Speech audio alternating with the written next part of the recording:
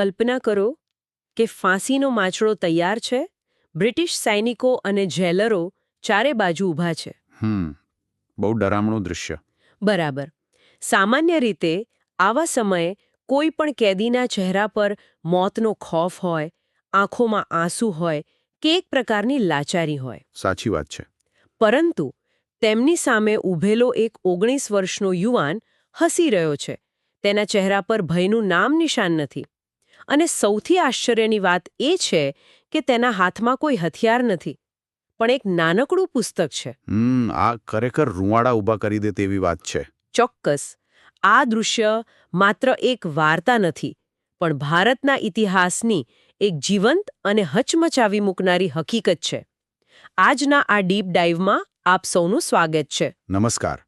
આજે આપણે એ સમજવાનો પ્રયાસ કરવાના છીએ કે એ પુસ્તકમાં એવું તો કયું જ્ઞાન છુપાયેલું હતું જેણે આખા દેશમાં રાષ્ટ્રભક્તિની સંજીવનીનું કામ કર્યું. આ ખરેખર ભારતીય ઇતિહાસનો એક એવો અધ્યાય છે જેને સમજવું ખૂબ જ રોમાંચક છે.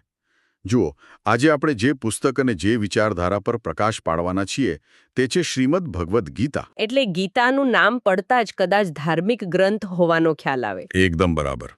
પરંતુ ભારતની આઝાદીની લડતમાં તેણે એક અદૃશ્ય પણ અત્યંત શક્તિશાળી મનોવૈજ્ઞાનિક હથિયાર તરીકે કામ કર્યું હતું.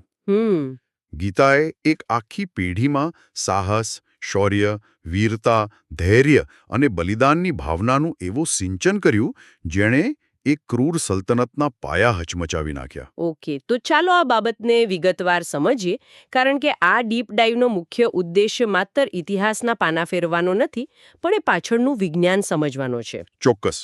આપણે એ સમજવું છે કે આ એક જ ગ્રંથે હથિયારધારી ક્રાંતિકારીઓ અને બિલકુલ સામાછેડે ઊભેલા અહિંસક સત્યાગ્રહીઓને સમાન પ્રેરણા કેવી રીતે આપી. હા, એ બહુ મોટો પ્રશ્ન છે. લાલબાલ પાલની આક્રમક ત્રિપુટી હોય, સૈન્યનું નેતૃત્વ કરનારા સુભાષચંદ્ર બોઝ હોય કે પછી અહિંસાના પૂજારી મહાત્મા ગાંધીજી હોય, આ તમામ અલગ અલગ રસ્તે ચાલનારા નેતાઓ ગીતામાંથી જ પોતાનું મનોબળ કેમ મેળવતા હતા? જુઓ, આ સમજવા માટે સૌથી પહેલા આપણે આ ગ્રંથના મૂળ માળખા વિશે વાત કરવી પડે. હા, પ્લીઝ સમજાવો. કુલ 18 અધ્યાય અને 700 શ્લોકોમાં પથરાયેલી આ વિરલ ધરોહરમાં એવું તો શું છે જે તેને આધુનિક સ્વાતંત્ર્ય સંગ્રામમાં આટલી પ્રસ્તુત બનાવે છે? આ પ્રશ્નનો જવાબ ગીતાના સાર્વત્રિક લક્ષ્યમાં છુપાયેલો છે. સાર્વત્રિક લક્ષ્ય એટલે શું? એટલે કે ગીતા ક્યારે કોઈ એક વિશેષ ધર્મ, જાતિ, સંપ્રદાય કે વ્યક્તિ પૂરતી મર્યાદિત રહી જ નથી. તેનો મૂળભૂત સિદ્ધાંત છે માનવ માત્રનું કલ્યાણ. ઓહ, અચ્છા. જેને આપણે ભારતીય દર્શનમાં વિશ્વ માંગલ્યની ભાવના કહીએ છીએ. આનો અર્થ એ થાય છે કે જ્યારે વ્યક્તિ પોતાના અંગત સ્વાર્થ કે વ્યક્તિગત ભાવનાઓથી ઉપર ઉઠીને સમગ્ર વિશ્વ કે રાષ્ટ્રના કલ્યાણ વિશે વિચારતો થાય છે, તો તેની અંદર એક અખૂટ શક્તિનો સંચાર થાય છે, રાઈટ? એકદમ સાચી વાત. મને તો આ આખી વાત એક ઓપન સોર્સ ઓપરેટિંગ સિસ્ટમ જેવી લાગે છે. કોડ બધા માટે ખુલ્લો છે. કોઈએ પણ માત્ર તેને પોતાના મગજમાં ડાઉનલોડ કરવાનો છે અને તે મુશ્કેલ સમયમાં પોતાનું આત્મબળ અને લડવાની ક્ષમતા વધારી શકે છે. બહુ જ સરસ સરખામણી કરી. અને આ જ કારણ છે કે સદીઓથી ભારત પર અનેક વિદેશી આક્રમણો થયા હોવા છતાં મૂળ ભારતીય સંસ્કૃતિ ટકી રહી. આ કોઈ જાદુ નહોતો, પણ એક મનોવૈજ્ઞાનિક પ્રક્રિયા હતી. આપણા મહાપુરુષોએ પોતાની વ્યક્તિગત ભાવનાઓને ગીતાના જ્ઞાનસાગરમાં ડૂબાડી દીધી અને તેને રાષ્ટ્રભાવનામાં પરિવર્તિત કરી. બરાબર. જ્યારે લડાઈ પોતાના માટે ન હોય પણ વિશ્વ માંગલ્ય માટે હોય, ત્યારે વ્યક્તિને હરાવવો અશક્ય બની જાય છે. તો અહીં મારે એક પ્રશ્ન પૂછવો છે.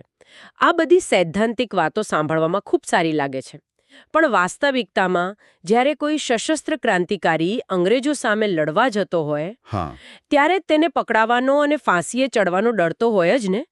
બાયોલોજીકલી જોઈએ તો મૃત્યુનો ડર તો સૌથી મોટો ડર છે. બિલકુલ. તો આ બધાનો વાસ્તવિક અર્થ શું છે? એક પુસ્તક કેવી રીતે કોઈ યુવાનને હસતા મુખે ફાંસીના માચડે ચડવા માટે નિર્ભય બનાવી શકે? આ સૌથી જટિલ મનોવૈજ્ઞાનિક અવરોધ છે અને ગીતા તેને બહુ સચોટ રીતે તોડે છે. અહીંથી જ ગીતાના સૌથી મોટા સિદ્ધાંત આત્માની અમરતાની ખરી તાકાત શરૂ થાય છે. આત્માની અમરતા? હા. ગીતાના બીજા અધ્યાયના શ્લોક 19 અને 23માં આ બાબત બહુ સ્પષ્ટ રીતે સમજાવવામાં આવી છે. આ શ્લોકોમાં સમજાવ્યું છે કે આત્મા કોઈને હણતો નથી કે હણાતો નથી. ઓકે. તેને શસ્ત્રો છેદી શકતા નથી, અગ્નિ બાળી શકતો નથી, પાણી પલાળી શકતું નથી અને પવન સૂકવી શકતો નથી. એટલે કે બ્રિટિશરો ગમે તેટલો અત્યાચાર કરે, તેઓ માત્ર શરીરને નુકસાન પહોંચાડી શકે છે, અંદરના આત્મા કે વિચારને નહીં. એકદમ બરાબર. જ્યારે કોઈ વ્યક્તિ એ વાત પર પૂર્ણ વિશ્વાસ કરી લે કે તેનું અસ્તિત્વ તેના શરીર પૂરતું સીમિત નથી, ત્યારે મોતનો ડર સાવ નકામો બની જાય છે. અરે વાહ! આપણે શરૂઆતમાં જે 19 વર્ષના યુવાનની વાત કરી, તે ખુદીરામ બોઝ જ હતા ને? હા, ખુદીરામ બોઝ આ ઐતિહાસિક ઉદાહરણ આખી વાતને બરાબર સમજાવે છે. તમને ખબર હોય તો 3 ડિસેમ્બર 1889માં પશ્ચિમ બંગાળના મિદનાપુર જિલ્લામાં તેમનો જન્મ થયો હતો. હા, અને તેઓએ ભંગ આંદોલનમાં ભાગ લીધો હતો. બરાબર. માત્ર 19 વર્ષની વયે તેમણે શહીદી વહોરી. ઈસવીસન 1908માં મુઝફ્ફરપુરની જેલમાં તેમને ફાંસી આપવામાં આવી. અને ત્યારે તેમના હાથમાં ગીતા હતી. હા, તેઓ હાથમાં ગીતા સાથે ફાંસીએ ચડ્યા. તેમણે ગીતાના બીજા અધ્યાયના 24મા શ્લોકને આત્મસાત કર્યો હતો, જે કહે છે કે આત્મા અચ્છેદ્ય, અદાહ્ય, અક્લેદ્ય અને સનાતન છે. શું વાત છે! અને આ નિર્ભયતા કોઈ એકલ-દોકલ કિસ્સો ન હતો. શહીદ વીર ભગતસિંહના કિસ્સામાં પણ આપણને આ જ જોવા મળે છે. બિલકુલ. એપ્રિલ 1929માં જ્યારે તેમણે નેશનલ એસેમ્બલીમાં બોમ્બ ફેંક્યો અને ત્યારબાદ તેમને જેલ થઈ, ત્યારે તેમણે જેલમાં એક ખાસ માંગણી કરી હતી. હા, ભગતસિંહે જેલમાં વાંચવા માટે શ્રીમદ ભગવદ્ ગીતાની માંગણી કરી હતી. એ સમયના બ્રિટિશ શાસકો માટે આ બહુ આઘાતજનક વાત હતી. અને આ સમાચાર તો ન્યૂઝપેપરમાં પણ આવ્યા હતા, રાઈટ? હા, તત્કાલીન અંગ્રેજી દૈનિક ધ ટ્રિબ્યુનલમાં મથાળું છપાયું હતું, એસ ભગતસિંહ વોન્ટ્સ ગીતા. ખરેખર રૂંવાળા ઊભા કરી દે તેવી ઐતિહાસિક ઘટના છે. અને મને યાદ છે ત્યાં સુધી, ભગતસિંહના હસ્તાક્ષરવાળી આ ગીતા આજે પણ લાહોરના શહીદ-એ-આઝમ સંગ્રહાલયમાં છે. એકદમ સાચી વાત છે. પણ જુઓ, અહીં એક ખૂબ જ રસપ્રદ બાબત સામે આવે છે. શું? આ જ જ્ઞાનનો ઉપયોગ માત્ર જેલમાં બેસીને શાંતિ મેળવવા કે ફાંસીએ ચડવા માટે જ નહોતો થયો. રણ મેદાનમાં અને ગુપ્તવાસમાં નેતૃત્વ પૂરા પાડવામાં પણ આ જ્ઞાનનો ઉપયોગ થયો. ઓહ, એટલે કે એક્શનમાં. જો આપણે મેદાનમાં લડતા ક્રાંતિકારીઓની વાત કરીએ તો ચંદ્રશેખર આઝાદનું નામ સૌથી પહેલા આવે. હા, ડાબા હાથે જમણી બાજુની મૂછનો આંકડો ચડાવતી તેમની છબી આપણા મગજમાં છે. બરાબર. તેમનો દેખાવ જેવો હતો. ડાબે ખભે યજ્ઞોપવિત, ખિસ્સામાં ગીતા અને કમરમાં પિસ્તોલ. ખિસ્સામાં ગીતા અને કમરમાં પિસ્તોલ. જ્યારે તેઓ ગુપ્તવાસમાં રહેતા હતા ત્યારે પણ ગીતાનું નિત્ય સ્તવન કરતા અને ખૂબ જ દૃઢ પ્રતિજ્ઞાપાલક હતા. અને નેતાજી સુભાષચંદ્ર બોઝ વિશે પણ આવું જ કહેવાય છે ને? ચોક્કસ. નેતાજી રોજ સવારે પોતાના નિત્યકર્મ બાદ ગીતાનો અભ્યાસ કરતા. ગીતા અધ્યયનથી તેમનામાં એક અદ્ભુત અટલતા અને નિર્ભયતા આવી હતી. આઝાદ હિન્દ ફૌજનું નેતૃત્વ કરવું એ કંઈ નાની વાત નથી. હા, અને આનું એક ઉદાહરણ કેપ્ટન એસ.એસ. યાદવનું નિવેદન છે. તેમણે વર્ણવ્યું છે કે ભયાનક ગોળીબારમાં પણ નેતાજી જરા પણ વિચલિત થયા વિના લડ્યા હતા. તો આવી જીવલેણ પરિસ્થિતિમાં કોઈ આટલું શાંત કેવી રીતે રહી શકે? જો આપણે આને વ્યાપક સંદર્ભમાં જોઈએ તો આ નેતાઓ ગીતાના કર્મયોગથી પ્રેરાયેલા હતા. ખાસ કરીને શ્લોક 2.31 અને 2.38. અચ્છા, તેમાં શું કહ્યું છે? તેમાં કહ્યું છે કે ક્ષત્રિય માટે ધર્મયુક્ત યુદ્ધ જ શ્રેષ્ઠ છે. સુખ-દુઃખ કે જય-પરાજયને સમાન ગણીને યુદ્ધ કરવાથી પાપ લાગતું નથી. આ ઇમોશનલ ડિટેચમેન્ટ એટલે કે ભાવનાત્મક અલિપ્તતાનું ઉત્તમ ઉદાહરણ છે. વાહ! 100% ધ્યાન માત્ર કર્મ પર.